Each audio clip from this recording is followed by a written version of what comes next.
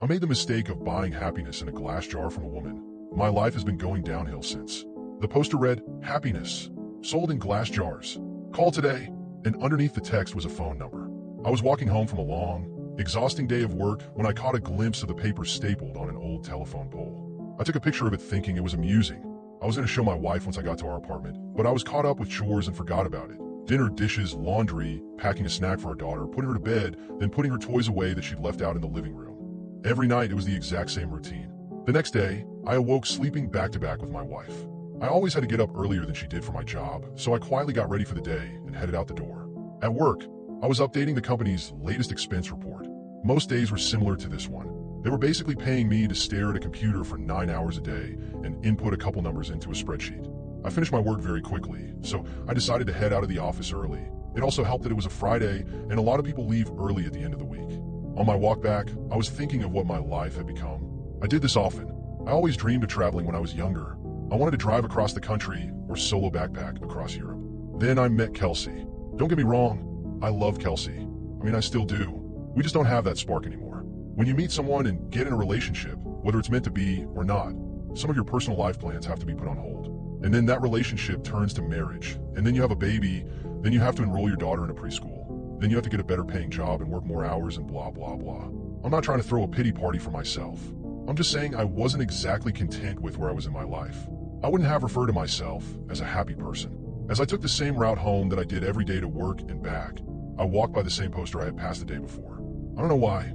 I really don't, but I decided to call the number. I figured it would be some joke.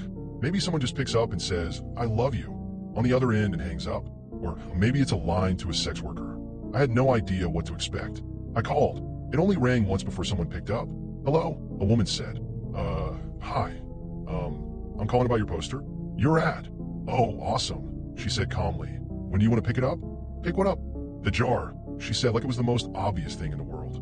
"Oh, of course, I realized then that I had left work early without telling Kelsey, so I could just go pick it up now, and she'd be none the wiser. "What exactly is it that you're selling?" "I just told you. It's happiness. In a glass jar. Like the poster said, happiness keeps best in glass jars. They're more durable than, say, a plastic bag." Okay. Should we meet somewhere?" "For sure. I don't want you to end up being a creep or something. So let's go to a public place." The public place we decided on was a Starbucks parking lot a little over a mile from me. Now, I didn't think I was really going to be buying a jar of happiness or whatever. I was 99% sure she was going to sell me drugs. Maybe heroin would be in the jar. I remember thinking, oh no, happiness is probably a nickname for some street drug, and I'm going to a drug deal. What if she's a cop? Am I going to be arrested? But something inside me told me to keep walking, and so I did. I stood outside and texted her. "Me? I'm here." Her, "Cool. Be there in a sec." Me? "What are you driving?" Her, "Silver Camry." And as her final text came through, I saw her car pull in. She took a spot not too far from where I stood. I could see there was no one else in the car, which put my kidnapping fear to rest. She opened her door and stood on the pavement, looking around until her eyes met mine. I gave her a little nod of acknowledgement. She simply responded by waving her hand, gesturing for me to come over to her car, so I did. She was young, maybe mid-20s with curly golden hair. Her skin was pale and contrasted with the all-black outfit she was wearing. I thought she looked like Glinda the Good Witch from The Wizard of Oz had put on the Wicked Witch's clothes. "Nice day out," she said as a greeting. "Oh, yeah it is. Hadn't really paid attention to it. You were the one that called about the jar, right?" "Yeah, that was me." "Cool, well, here you go."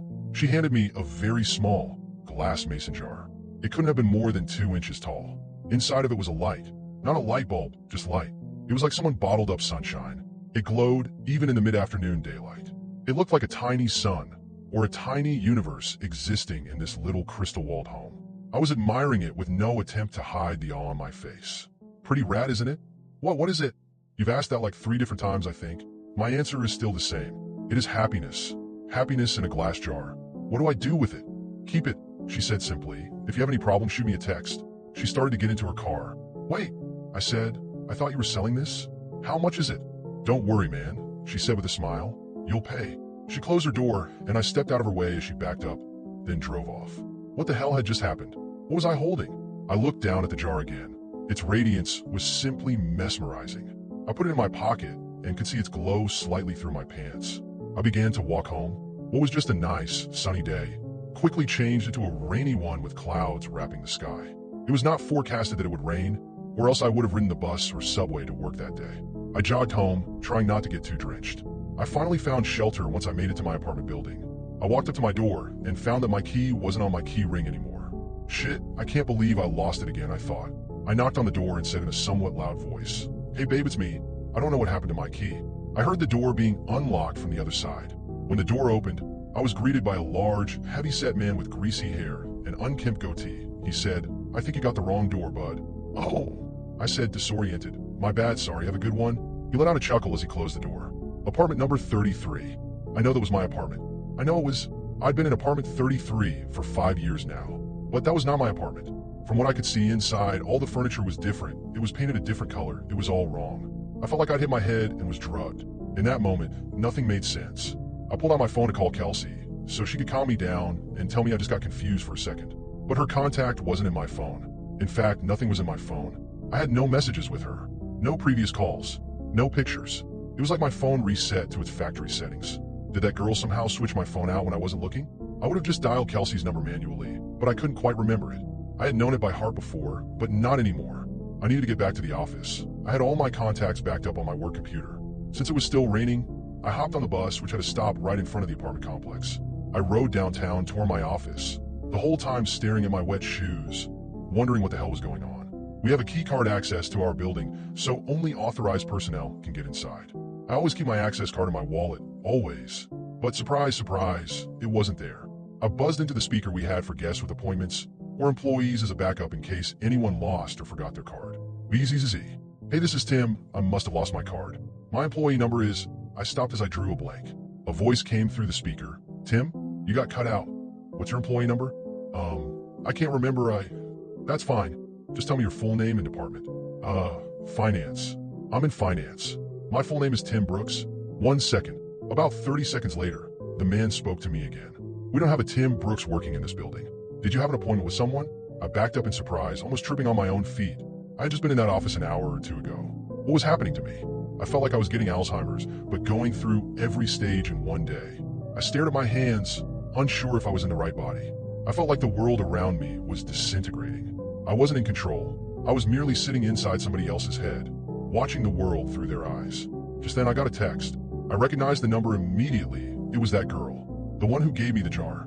I had forgotten all about it until I saw her text. "Hey, how's it going?" I looked at my phone, dumbfounded. It made me angry she was so nonchalant about this. She knew what was going on. She had done this somehow. Me. What the hell did you do to me? Her. The worst is yet to come. I was astronomically close to just chucking my phone as far as I could in frustration. I took the jar out of my pocket. It looked unchanged, still glowing just as bright. "What the fuck did you do?" I yelled at the jar, realizing I probably looked like a lunatic. As I stared at its glistening glass, I realized something. I didn't know what my wife's face looked like anymore. I knew her name. Well, I know it started with a K, or maybe a C. I couldn't picture her in my mind. I knew I had a wife. I knew I did. Yes, because I had a daughter. I had a wife and a daughter. I just couldn't remember their faces then, or their names, or their birthdays, or any memories I had with them. I know they existed. They did exist. I had just seen them that morning, right? I couldn't remember how she looked, or what she smelled like. What was our first date? We had a wedding, right? What about our first kiss? Or my daughter? Or was it my son? Maybe I didn't even have a kid. But my wife, or girlfriend, she was real. I knew she was. The thought was tearing me apart. I couldn't see her in my head. I couldn't recall a single fact about her. I was standing outside of the same building, but I was unsure why I was. Did I work there? I must work somewhere. The rain was accompanied by a chilly wind now. It was whipping in my face, making my nose and cheeks sting. I wanted to go home. I wanted to be with her. I wanted to be warm. I wanted to go into a shitty office job that kept a roof over my head. I wanted it all. I was soaking wet. I was miserable. I couldn't remember my parents or my childhood. Did I even have any friends? Why was I in the rain? I looked down at my hand. I was still clutching the jar. The only memory of my entire life I could concretely remember was that girl giving it to me, telling me it was happiness. It did not bring happiness. It brought pain. It brought suffering. I was more miserable in that moment than I'd ever been. My phone buzzed. "Break the jar, Tim." I looked at my other hand. With the setting sun and the rainy sky, I swear the jar glowed brighter than any street light near me. I didn't break it because I was following her instruction. I broke it because I was angry. I broke it because I was upset. I needed a release. I raised my arm above my head and brought it down with one swift motion, shattering the jar on the concrete beneath my feet. That dark, chilly air accompanying the rain spread away like it was the shockwave of a bomb going off, and I was at the epicenter. I saw the warm, Yellow light from inside the jar spread rapidly across the ground and ascended to the sky. It was as if I was watching the beginnings of the universe being created, like God had just snapped his fingers and said, "Let there be light." I was engulfed in it. I could no longer see street or rain or anything dark. I felt like I was plummeting into a star going faster than the speed of light. It felt like sitting in front of a fire on a cold winter's night, but that warmth was covering every inch of my body. And then I blinked. Immediately, I could feel the sheets beneath me and my back barely touching my wife's. I was staring out the window. The morning light drenched through the glass and gleamed on my face. I stood from bed and grabbed my phone. It was Friday morning. I had one text. "Let me know if you ever need another jar, smiley face." I called in sick to work. I snuck into my daughter's room and greeted her with a kiss and told her she didn't have to go to preschool today. We were going to have a family day. She smiled and stretched out her arms with a yawn before curling up and falling back asleep. I got back in bed and squeezed my wife tightly. I didn't let go for hours. Our daughter came into our room and woke us up eventually. She was jumping on the bed and shouting for us to wake up. Yesterday, I may have found that annoying. Yesterday, I may have found a lot of things annoying or monotonous or dull, but not today. Today, I pulled her under the covers in between me and Kelsey. Today was going to be a good day. Today, I was happy.